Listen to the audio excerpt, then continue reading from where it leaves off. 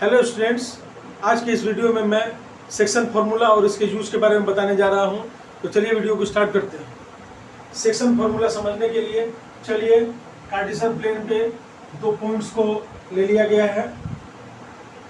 Point A के coordinates हैं x1 y1 और पॉइंट बी के कोऑर्डिनेट्स हैं x2 y2। ए बी को ज्वाइन करा दिया और ए बी पर कोई एक पॉइंट ले लिया P और ये सपोज किया कि P ए बी को इंटरनली m/n के रेशियो में डिवाइड कर रहा है। यानी कि यहाँ अगर m लिख दे और यहाँ n लिख दे समझने के लिए, ठीक है। तो सेक्शन फार्मूला हमारी मदद करता है इस पॉइंट P के कोऑर्डिनेट्स को पता करने में, यानी कि x कोऑर्डिनेट क्या होगा और y कोऑर्डिनेट क्या होगा। सेक्शन फार्मूला के द्वारा हम P के कोऑर्डिनेट्स को पता कर सकते हैं। अगर दो पॉइंट्स दिए गए हों और इन दोनों पॉइंट्स के कोऑर्डिनेट्स दिए गए हों और इन दोनों पॉइंट्स को मिलाने वाले स्ट्रेट लाइन पर कोई एक पॉइंट P हो जो A और B A B line segment को इंटरनली m/n के रेशियो में डिवाइड करता हो, तो सेक्शन फार्मूला का यूज करके हम P के कोऑर्डिनेट्स को फाइंड कर सकते हैं। तो यहाँ पर P का x कोऑर्डिनेट क्या होगा और y कोऑर्डिनेट क्या होगा हम पता कर सकते हैं। तो पहले मैं फॉर्मूले को लिख दे रहा हूँ, लिखने के बाद एक क्वेश्चन बना के दिखा दूंगा, उसके बाद इस फॉर्मूले को मैं डिराइव कर दूंगा, ठीक है। तो ये P का x कोऑर्डिनेट क्या होगा, यहां मैं लिख रहा हूं, ये होगा mx2 plus nx1 divided by m plus n और y कोऑर्डिनेट होगा my2 plus ny1 divided by m plus n। ये है फॉर्मूला, इसे ही सेक्शन फार्मूला कहते हैं डियर स्टूडेंट्स। अब ये फार्मूला कैसे मेमोराइज करेंगे, इसका एक मैं मेथड बता दे रहा हूं। देखिए यहां पर इसमें केवल x ही x दिख रहा है, आप x, x2, x1, ठीक है। तो यानी कि जब P का x कोऑर्डिनेट निकलेगा तो पहले हम m से, पहले रेशियो टर्म जो m है, m से b के क्रॉस करा के, ऐसे क्रॉस करके आना है। m को मल्टीप्लाई करेंगे b के x कोऑर्डिनेट यानी कि x2 से, तो ये mx2 प्लस, ठीक है, प्लस nx1, इसमें केवल x ही रहेगा, यहाँ y का कोई काम नहीं है, plus nx1 divided by m plus n। और इसी प्रकार हम लोग y कोऑर्डिनेट फाइंड कर सकते हैं। कैसे? अब इसमें केवल y ही y रहेगा, my2 plus ny1 divided by m plus n। इस तरह से हम लोग इस फॉर्मूले को मेमोराइज कर सकते हैं। कभी कभी तो बिना फॉर्मूला लिखे भी हम कोऑर्डिनेट्स को फाइंड कर सकते हैं, इतना ही सिंपल है, ठीक है। तो फॉर्मूला ऐसे याद कर सकते हैं हम लोग कि x कोऑर्डिनेट होगा mx2 प्लस nx1, है ना, divided by m plus n, और y इज इक्वल टू होगा my2 plus ny1 divided by m plus n, ठीक है। अब इलस्ट्रेशन के रूप में मैं एक NCERT का पहला क्वेश्चन ले रहा हूं। NCERT exercise 7.2 question number 1। In question number 1, it is given find the coordinates of the point which divides the join of -1 7। तो स्टूडेंट्स ऐसा करते हैं हम लोग कि एक इलस्ट्रेशन से मैं इसको और एक्सप्लेन करना चाहता हूँ। तो ऐसा करते हैं कि यहाँ पे रियल वैल्यूज ले रहा हूँ। जैसे a का अगर ए के कोऑर्डिनेट्स हो -1 और 7। ये क्वेश्चन नंबर 1 है, NCERT book exercise 7.2 question number 1। तो ए का दिया हुआ है कोऑर्डिनेट्स -1 7 और बी का कोऑर्डिनेट्स दिया हुआ है 4 -3 और ये कोई एक पॉइंट P है जो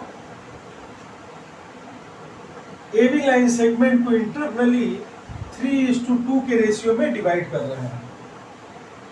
सॉरी 2:3 है। आंसर लाने के लिए सही लिखना जरूरी है। तो 2:3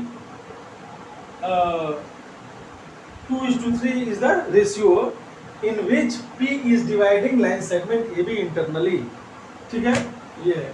तो आराम से हम लोग इसके वैल्यूज को सब्स्टिट्यूट कर दें और फाइंड कर लें। तो देखो बच्चों, ये है आपका M और ये हो गया N। तो फॉर्मूले में दिया हुआ है mx2 प्लस nx1। ठीक है, तो 2 से मल्टीप्लाई करेंगे पहले x2 को, तो 2 × 4। ठीक है जी। एक काम करें, आप थोड़ा सा और क्लैरिटी के लिए, आप अगर एकदम फॉर्मूले पे चलना चाहते हैं तो इसको x1 y1 मान लिया और ये x2 y2 हो गया। अब फॉर्मूले से मिला mx2 यानी कि 2 × 4, तो इसके वैल्यूज आप पुट कर लिए। 2 × 4 प्लस nx1, n है यहाँ पे 3 और x1 है -1, तो ये हो गया 3 × -1। ठीक है जी। m plus n 2 + 3। अब इसका वैल्यू हो गया 8 - 3 by 5 by 5 that is equal to 1। अब y भी पता कर लेते हैं। y में क्या रखा है, बहुत ही आसान है ये। अब हम इसमें वैल्यूज को पुट कर देते हैं। my2 2 × -3 plus ny1 3 × 7 divided by 2 + 3। तो ये हो गया -6 + 21/5, ये हो गया 15/5, इट इज 3। ओके, तो हम लिख देंगे कि इस क्वेश्चन में था ऐसे कि find the coordinates of the point which divides the join of -1 7 and 4 - 3 in the ratio of 2:3। तो हम लोग यहाँ पे ऐसा लिख दें, therefore the coordinates of point P are 1, 3। This is the answer. ये बहुत ही आसान है। यहाँ पे अब मैं बता रहा हूँ कि अभी आपको आप ये इस स्टेप को अवॉइड भी कर सकते हैं। ठीक है, डायरेक्टली आप इस माने पॉइंट बी के कोऑर्डिनेट्स को फाइंड कर सकते हैं directly, need not to write any formula. तो वो कैसे, बस उसी फॉर्मूले को अपने माइंड में सेट करके रखना है। ठीक है, अब यहाँ हम क्या करेंगे, डायरेक्टली फाइंड कर रहे हैं। यहाँ पे P का x कोऑर्डिनेट क्या होगा, 2 से मल्टीप्लाई करेंगे 4 को। ठीक है, ये x कोऑर्डिनेट फाइंड कर रहे हैं तो हम x कोऑर्डिनेट से ही मल्टीप्लाई करेंगे, b के x कोऑर्डिनेट और a के x कोऑर्डिनेट से। किसे, 2 और 3 को। कैसे मल्टीप्लाई करेंगे, क्रॉस करा के। पहले 2 से मल्टीप्लाई करेंगे 4 को, 2 × 4 है ना, वही mx2 हो गया, प्लस अब 3 से मल्टीप्लाई कर देंगे x कोऑर्डिनेट को। किस x कोऑर्डिनेट को, a के x कोऑर्डिनेट को, यानी कि -1 है ये। ठीक है, क्रॉस करा के मल्टीप्लाई कर दिया जी इससे, और डिनोमिनेटर में सम ऑफ द रेशियो टर्म्स, ये आपका हो गया 8 माइनस 3 5 5/5 = 1, और y कोऑर्डिनेट क्या होगा, ठीक इसी प्रोसेस से, इसी मेथड से फाइंड कर लेंगे। अब इस बार केवल y कोऑर्डिनेट्स को मल्टीप्लाई करेंगे, 2 से b के y कोऑर्डिनेट को मल्टीप्लाई करेंगे, और 3 से a के y कोऑर्डिनेट को मल्टीप्लाई करेंगे, और दोनों को जोड़ के न्यूमरेटर में लिख देंगे। चलिए करते हैं 2 × -3, 2 × -3 प्लस 3 × what 7, और नीचे तो आना है यही 2 + 3, ये हो गया -6 + 21/5 15/5, ये हो गया 3, है ना। Therefore the coordinates of P are 1 3, answer. Students, अब मैं सेक्शन फॉर्मूला को डिराइव करने जा रहा हूं, चलिए डिराइव करते हैं। Let us have a Cartesian plane first। तो ये आपका, मैंने एक कार्टेशियन प्लेन ले लिया है,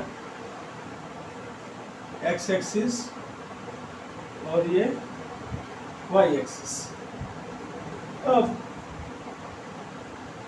एक कोई पॉइंट ले लिया A, ठीक है, जिसके कोऑर्डिनेट्स x1 y1 है, और कोई एक पॉइंट ले लिया यहाँ पर B, जिसके कोऑर्डिनेट्स x2 y2 है, ठीक है, x2 y2 है, और इन दोनों पॉइंट्स को मैंने ज्वाइन करा दिया। ओके, इस पे एक कोई पॉइंट ले लिया P, ठीक है जी, जो AB लाइन सेगमेंट को इंटरनली m/n के रेशियो में डिवाइड कर रहा है, ठीक है, और P के कोऑर्डिनेट्स लेट अस एज्यूम ये x और y है। हमें इसी को पता करने के लिए फॉर्मूला बनाना है कि P का x कोऑर्डिनेट और y कोऑर्डिनेट क्या होगा, है ना, ठीक है। तो we will try to express x and y in terms of x1 y1 and x2 y2, वही फॉर्मूला बन जाएगा।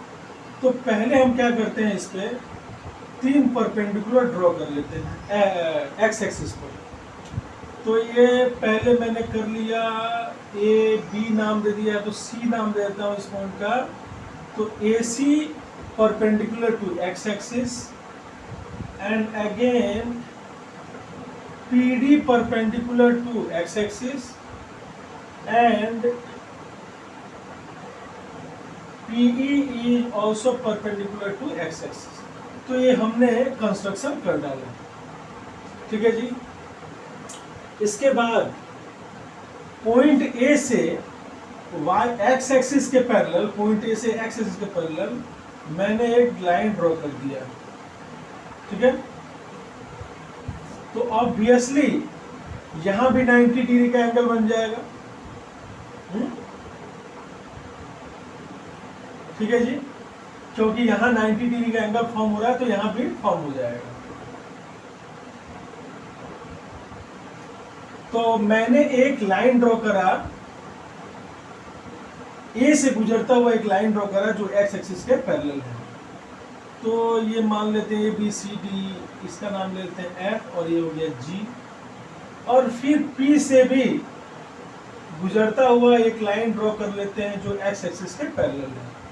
तो ये भी 90 डिग्री का एंगल फॉर्म हो जाएगा, ABCDEFGH, ठीक है, क्लियर। तो हमें x और y फाइंड करना है। तो ये जो ट्रायंगल आप देख रहे हैं, ट्रायंगल PAF और ट्रायंगल BPAG, पी एच दोनों सिमिलर ट्रायंगल हैं। कैसे, मैं यहां लिख दे रहा हूं, इन ट्रायंगल पी ए एफ, कौन सा ट्रायंगल हो गया, ये ट्रायंगल, इसको मैं थोड़ा सा शेड कर दे रहा हूं, ये ट्रायंगल, ठीक है, ये है P A F. In triangle P A F and triangle B P H, ठीक है जी, इसको भी ऐसे थोड़ा सेट कर देगा। ये इन दोनों ट्रायंगल्स में है ना, angle P A F triangle का एंगल एफ, ये वाला एंगल, और पी बी एच ट्रायंगल का angle H, both are equal to 90 degree. ठीक है, आप क्लास 10 के स्टूडेंट्स हैं, आप आसानी से समझ सकते हैं कि क्यों यहाँ पे 90 डिग्री का एंगल फॉर्म हो रहा है। ठीक है, तो ये हो गया, और साथ में ये दोनों जो एंगल्स हैं ये दोनों हो जाएंगे इक्वल।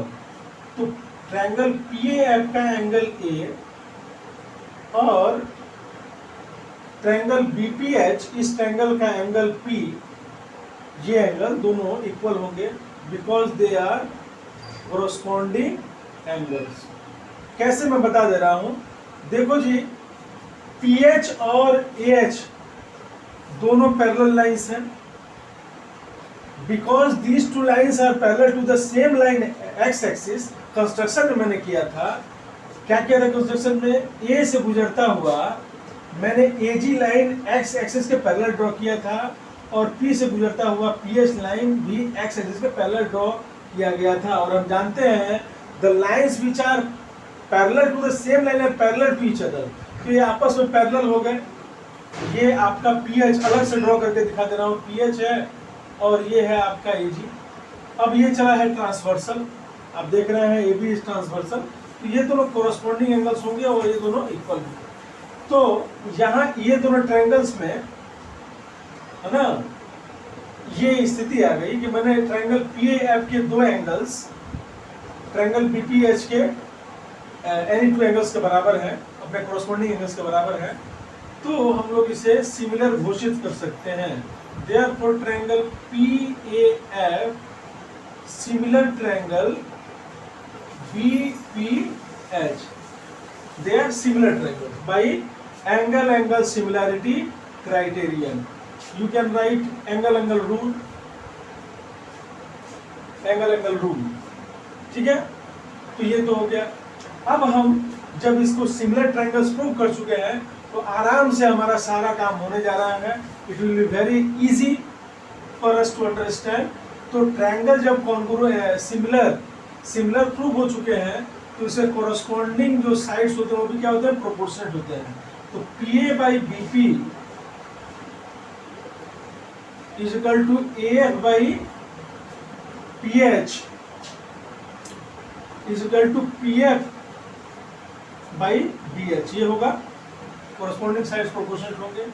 अब हमें सबका वैल्यू पुट कर देना है। देखो PA को हम लोग चले मान लिया कि ME यूनिट्स था, PA ये M, और BP है N, AF कितना होगा, AF उतना ही होगा जितना CD है, तो CD कितना होगा, देखो ये जो डिस्टेंस है वो है x, है ना, ये आपका ओरिजिन हो गया, ओरिजिन मैंने नहीं लिखा था अब लिख दिया, ओरिजिन हो गया, तो OD माइनस OC हो जाएगा आपका CD। आप समझने की कोशिश कीजिए, ये जो है y एक्सिस से दूरी को ही x कोऑर्डिनेट कहते हैं।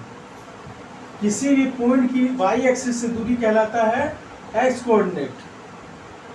तो B का x कोऑर्डिनेट है x, देख रहे हो ना, x है यहाँ पे, तो ये पूरा ये डिस्टेंस हो गया x, और OC ये डिस्टेंस हो गया कितना, x1, तो x माइनस x1 ये हो गया आपका x माइनस x1।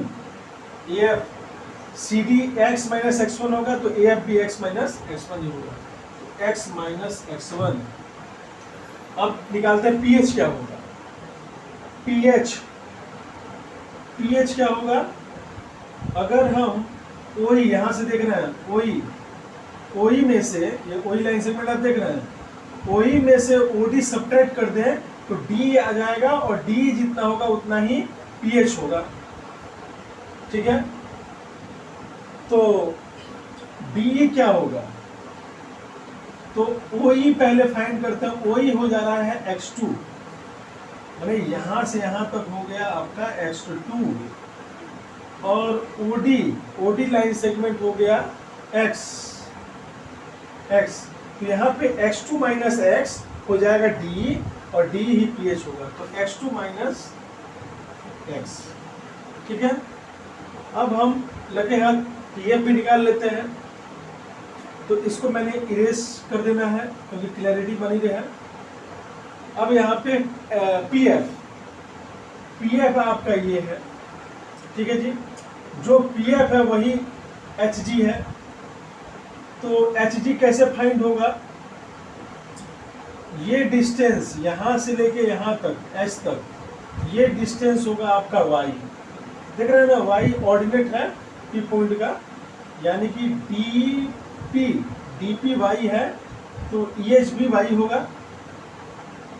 ठीक है, ये हो गया पूरा वाई, और वाई में से सब्ट्रैक्ट कर देते हैं GE, तो GE कितना होगा, जितना AC है, और AC क्या है, Y1 है, ये जो है ये है Y1, तो यहाँ पे ये हो जाएगा यहाँ से यहाँ तक Y1, तो Y में से Y1 सब्ट्रैक्ट कर दें तो ये आ जाएगा आपका पीएफ क्या होगा, जितना HG है, तो HG क्या होगा, ये होगा Y माइनस Y1।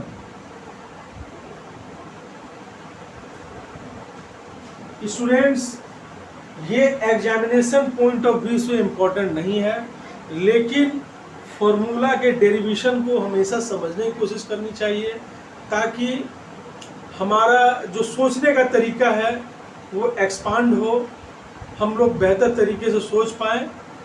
ठीक है, तो यहाँ हम लोगों ने ये लिख दिया BH क्या है, BH ये है आपका, तो BH क्या होगा, Y2, ये Y2 यहाँ तक है, Y2 में से है ना, अगर ये Y सब्ट्रैक्ट कर दें, यहाँ तक ये Y आ रहा है, ये जो दूरी है ये है Y, यानी कि ये दूरी हो गई Y, और Y2 यहाँ तक आ जाएगा, तो Y2 में से अगर Y सब्ट्रैक्ट कर देंगे, Y2 में से Y, तो आ जाएगा आपका BH, तो लिख देते हैं Y2 माइनस Y। फॉर्मूला हमारा लगभग बन चुका है। अब हम थोड़ा सा इसको क्या करते हैं, बारी बारी से मैं इसे लिखूंगा। तो नाउ पहले इन दोनों को लेते हैं, m by n is equal to x minus x1 divide by x2 minus x। ठीक है, मैंने ये लिया, इसके बाद क्रॉस मल्टीप्लिकेशन करा दे रहा हूँ, mx2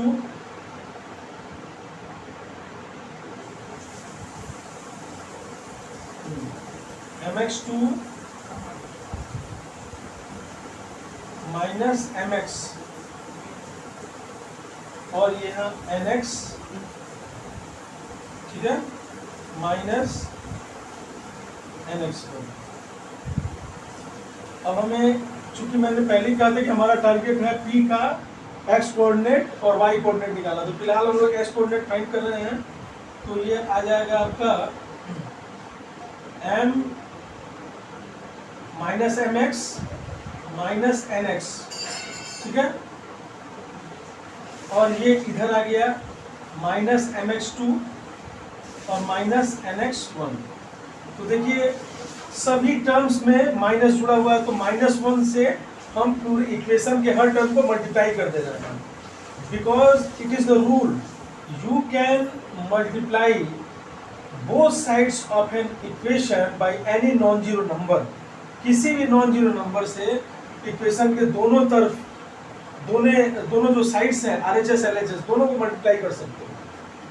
तो -1 से सबको मल्टीप्लाई कर दिया तो सारे पॉजिटिव हो गए, ठीक है। -1 से मल्टीप्लाई कर दिया तो सारे हो गए पॉजिटिव। अगले स्टेप में आप लिख लेना इसे, पॉजिटिव हो गए। अब मैं x कॉमन लेता हूँ, यहाँ पे x m प्लस n और यहाँ हो गया mx2 प्लस nx1 डिवाइडेड। अच्छा ये अभी इतना ही रहने दो। फिर उसके बाद हम क्या करेंगे, लिख सकते हैं नीचे लिखूंगा तो कट जाएगा, इसलिए मैं यहाँ बगल में लिख दे रहा हूँ। Therefore x is equal to mx2 plus nx1 divided by m plus n हो गया ये। इसी तरह से हम y कोऑर्डिनेट को भी फाइंड कर सकते हैं।